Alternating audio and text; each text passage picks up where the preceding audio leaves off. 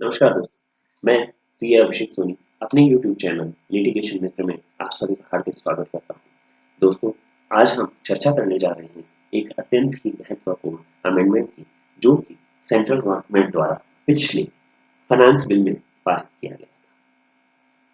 जी हाँ, मैं बात कर रहा हूँ इनकम टैक्स एक्ट 1961 के सेक्शन 43B की, जो बात करता है certain deductions to be allowed only on actual payment.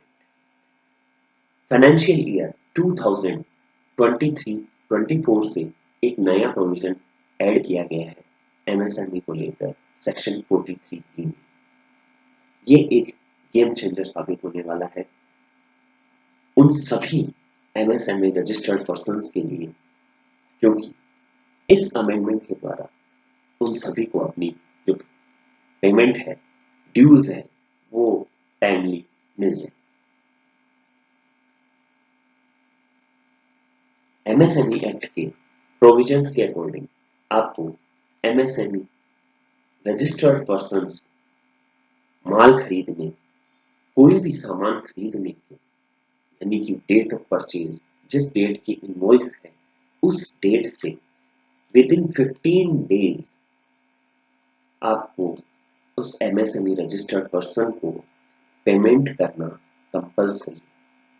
यदि आपके और एमएसएमई रजिस्टर्ड पर्सन यानी सेलर के बीच में कोई एग्रीमेंट है, तो यह 15 दिन की जो अवधि दी गई है एमएसएमई एक्ट में, वो 45 दिन की अवधि निर्धारित की गई है। लेकिन वो सिर्फ और सिर्फ उसी कंडीशन में है जबकि आपका अपने सेलर के साथ कोई एग्रीमेंट है।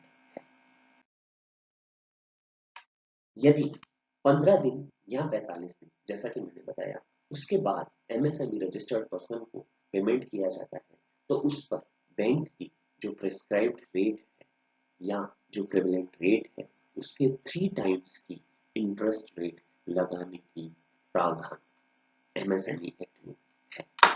यानी सपोज कीजिए बैंक की रेट 12% है, तो उसका 3 गुना यानी 36% की रेट से आपको उस एमएसएमई रजिस्टर्ड पर्सन को जितने दिन की डिले हुई है उसके लिए ब्याज का भुगतान करना होगा।